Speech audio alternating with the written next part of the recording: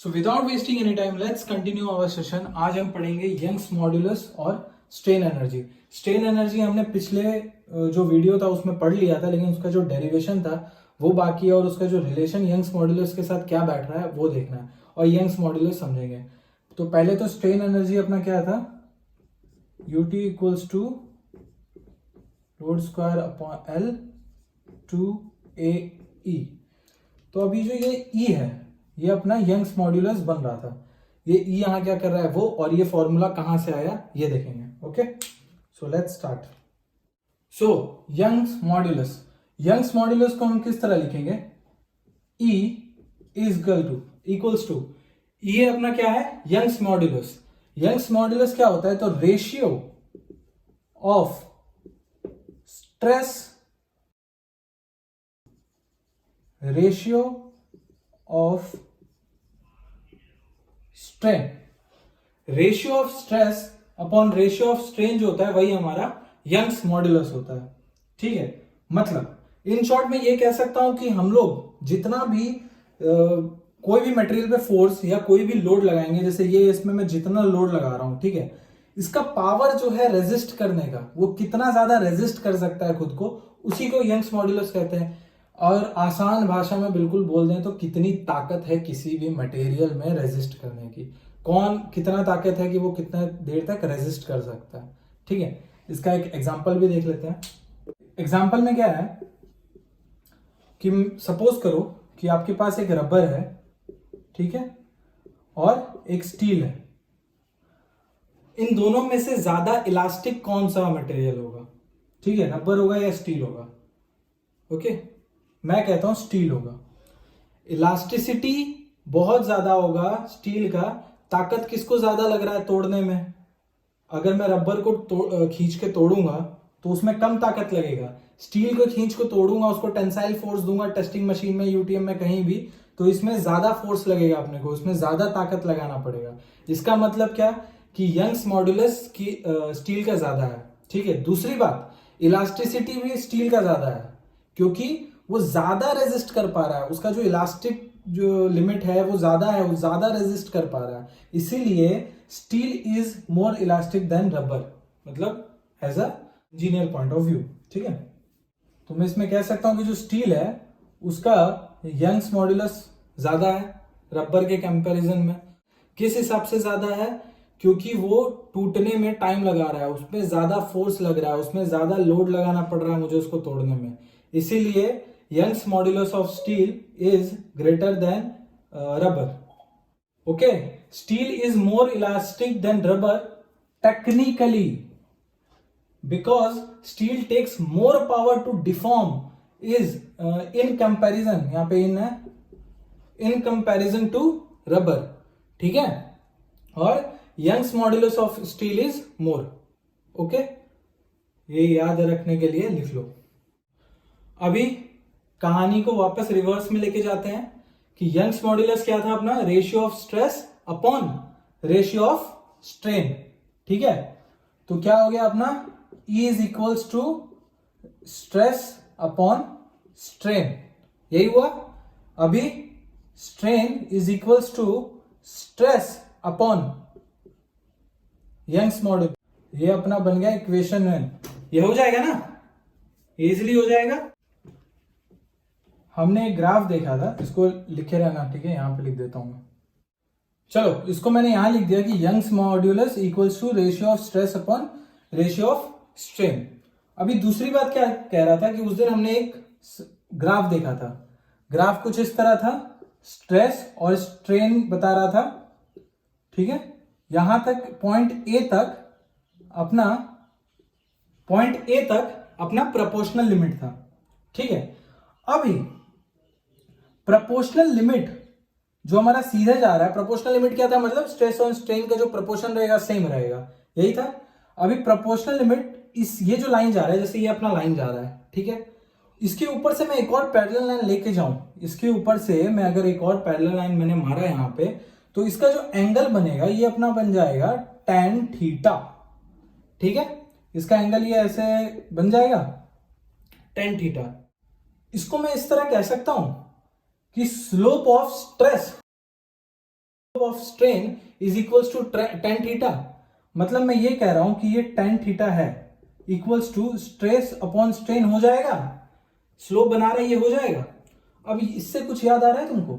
Stress upon strain, stress upon strain, कहानी वापस दोहराई। इसका मतलब क्या हुआ कि tan theta is equals to E. तो इसकी जगह पे मैं सीधा मैंने ई लगा दिया, यंग्स मॉड्यूलस लगा दिया। तो मैं इसको ऐसा लिख सकता हूं कि slope of stress strain curve, ये लिख सकता हूं ना मैं। अभी क्या करता हूं कि ये जो टेन थीटा इक्वल्स टू है ना, इसको मैं साइड में रखता हूं और उसको फिर मिटा के नेक्स्ट बताता हूं। स्ट्रेन एनर्जी याद है?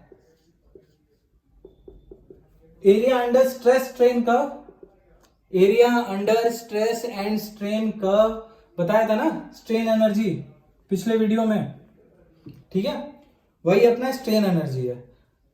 तो एरिया कुछ इस तरह था अपॉन वी। जो अपना एरिया अंडर स्ट्रेस स्ट्रेन जो कर्व बनता था वो अपने को क्या देता था? Strain energy upon volume. ठीक है, ये मुझे क्या देता था? Stress strain upon strain energy upon volume, area देता था हमको।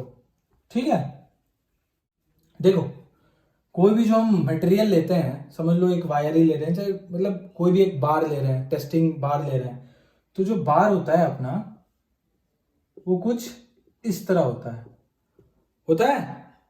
तो इसको मैं ऐसा बोल सकता हूं कि जो इसका वॉल्यूम होगा वो U T upon L into B into H होगा। ठीक है, L into B into H होगा। यही होता है ना क्यूबाइडल का जो फॉर्मूला वॉल्यूम होता है। और जो अपना एरिया निकलेगा, एरिया क्या निकलेगा? अगर area under stress strain curve देखा जाए तो क्या बनेगा? एक बार मैं इसको अच्छे से कर देता हूं यार।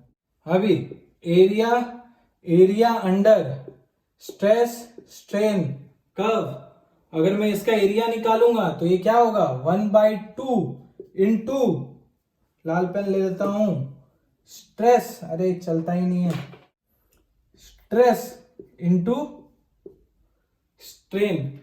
ये फॉर्मूला अपना आएगा ना। एरिया अपना यहां से अगर मैं निकालूंगा तो ये बन जाएगा। ठीक है, यहां तक समझ में आ रहा होगा। अभी इसमें बताओ क्या कर सकते हैं, बताओ। अभी इसको ध्यान से देखो, ये क्या हो सकता है? इक्वेशन 1 दिया था याद है? इसको मैं इस तरह कर सकता हूं ना, strain is equals to stress upon E. ये कर सकता हूं ना। और लिखते जाना यार, लिखते जाओगे ना तो कंफ्यूज नहीं होगा। मिटा रहा हूं फिर भी लिखते जाना। लास्ट इक्वेशन अपना ये था। अभी देखो ए है, एरिया है अपना। एरिया के जगह क्या लिखूंगा? स्ट्रेन एनर्जी अपॉन अपना वॉल्यूम। वॉल्यूम क्या था? L into B into H, यही था। इसके बाद होगा 1/2 into stress into strain. Strain क्या है अपना? Stress upon young's modulus. तो अपने यही वाला लिख देंगे, कहानी दोहराएंगे, स्ट्रेस अपॉन यंग्स मॉड्यूलस। ठीक है, अभी इसको सॉल्व करेंगे तो क्या होगा? Stress square upon young's modulus, ये हो जाएगा stress square upon young's modulus. अभी ये जो L into B into H है ना, इसको इधर लेके जाएंगे तो ये अपना क्या बन गया? L into B into H. यहां पे आ गया अपना स्ट्रेन एनर्जी। अभी स्ट्रेस का फॉर्मूला क्या था याद है? फर्स्ट लेक्चर में बताया था, फर्स्ट लेक्चर में, कि स्ट्रेस इज इक्वल्स टू क्या था? फोर्स अपॉन एरिया या फिर लोड P अपॉन एरिया, ये था। ये लिख लेना, ये कहां से आया अभी जो आने वाला नेक्स्ट इक्वेशन। तो स्ट्रेस क्या बन रहा है अपना? P स्क्वायर अपॉन ए स्क्वायर ई। ठीक है, ये 2 लिखना भूल गया, यहां पे 2 लिख देना, ये 2 ये बन रहा है। और उसके बाद फिर L into B into H, सही है। ये देखो एरिया स्क्वायर है, यहां L into B into H है। तो B और H कट जाएगा एक एरिया से, एक एरिया बचेगा। B इंटू एच कट जाएगा, एक एरिया से एक एरिया बचेगा। तो अभी अपना क्या बन गया इक्वेशन कि UT is equals to P square, ठीक है, इंटू L अपॉन 2AE। समझ गए? ठीक है, UT equals to strain energy equals to P square into L 2AE। ठीक है, वापस समझ लो कहां से आया। ये अपना जो था area under stress strain curve क्या देता था अपने को, स्ट्रेन एनर्जी अपॉन वॉल्यूम। तो एरिया की जगह स्ट्रेन एनर्जी अपॉन वॉल्यूम यानी L into B into H, और जो अपना एरिया होता था ये वाला जो अपना ऐसे बनता था, इसका जो एरिया होता था वो अपना L into stress 1/2 stress into strain ही होगा। ठीक है, तो इसीलिए 1/2 स्ट्रेस इंटू स्ट्रेन। अभी स्ट्रेन हम कहां से लेके आए थे, यहां से लेके आए थे कि स्ट्रेस अपॉन यंग्स मॉड्यूलस। अब यहाँ पे यंग्स मॉड्यूलस का सीन आ गया, पता चल गया स्ट्रेस स्ट्रेन एनर्जी और यंग्स मॉड्यूलस कहाँ पे मतलब रिलेट कर रहे हैं। अब क्या करेंगे कि इन दोनों को सॉल्व करेंगे, इन दोनों का स्क्वायर होगा 2 ये आएगा, L into B into H यहाँ लेके जाएंगे। उसके बाद फिर ये जो अपना था स्ट्रेस, पहले मैं बताया था डेफिनेशन के साथ कि क्या होता है, load upon area, load P upon area, force P upon area जो कहना है। ठीक है, P square upon 2AE, P square और A स्क्वायर हमने कर दिया। उसके बाद फिर B इंटू एच को काट काट के और एक एरिया कट जाएगा अपना। तो अपना जो फाइनल फॉर्मूला है वो अपने को मिल जाएगा। चलो फिर नोट कर लो। Now this is important. क्या ये, whenever you will apply some force on body, that body will develop strain energy in response। ये मैंने पढ़ा दिया है कि कोई भी प्रोडक्ट पे, कोई भी मटेरियल पे को हम लोग कोई भी उसके नेचर के अगेंस्ट हम लोग काम करेंगे तो वो एक स्ट्रेन एनर्जी डेवलप करेगा, वो उसका रिस्पॉन्स डेवलप करेगा। तो वही पहला लाइन तो वही है, whenever you will apply some force on body, that body will develop strain energy in response।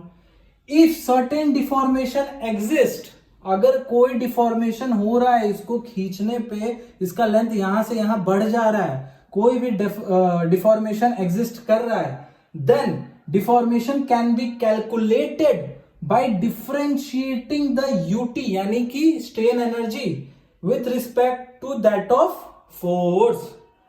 एक बार और देख लो यहां से, इफ सर्टेन डिफॉर्मेशन एग्जिस्ट मतलब कोई भी डिफॉर्मेशन, अगर मैं इस बॉडी को खींचूंगा, इसमें कोई भी डिफॉर्मेशन आता है, ये लमड़ता है, इसको दबा रहा हूं तो ये छोटा होता है, जो भी मतलब डिफॉर्मेशन आता है वो कैसे कैलकुलेट कर पाएंगे, तो उसके स्ट्रेन एनर्जी को उसके with respect to its force differentiate करके, डिफरेंशिएट सबने पढ़ा होगा, पार्शियल डिफरेंशिएट करके हम लोग पता कर लेंगे द डिफॉर्मेशन, जो भी डिफॉर्मेशन अपना हुआ है, the deformation can be calculated by differentiating the total strain energy with respect to force।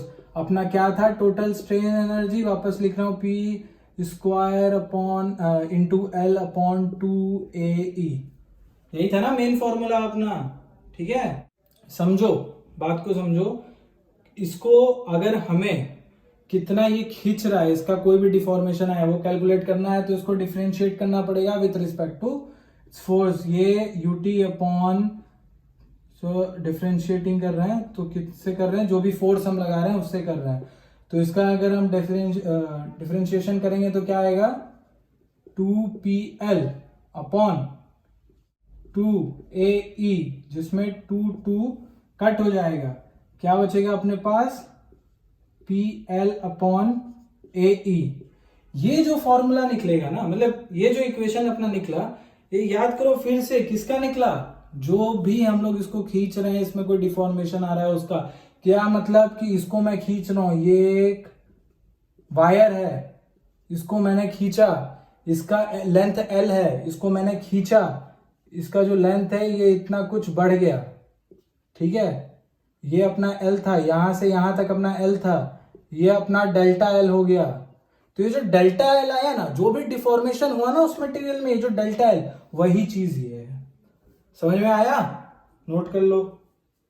तो अभी कुछ एक्स्ट्रा बचा नहीं है, यंग्स मॉड्यूलस और स्ट्रेन एनर्जी, मतलब इस सेशन में जो जितना अपना बेसिक था वो अपना कंप्लीट है, बिल्कुल जैसा बोला था जीरो से लेके चल रहा हूँ, वहां से सिखा रहा हूँ, डिफरेंशिएशन कहाँ से हो रहा है, फॉर्मूला कहाँ से आ रहा है वही बता रहा हूँ। तो होप सो समझ में आ गया होगा, आगे इसको और पढ़ेंगे हम लोग, ऐसा नहीं है ये दैट्स इट वाला चीज है। सो होप सो समझ में आ गया होगा। So this is mechanical fiesta signing off this session, bye bye.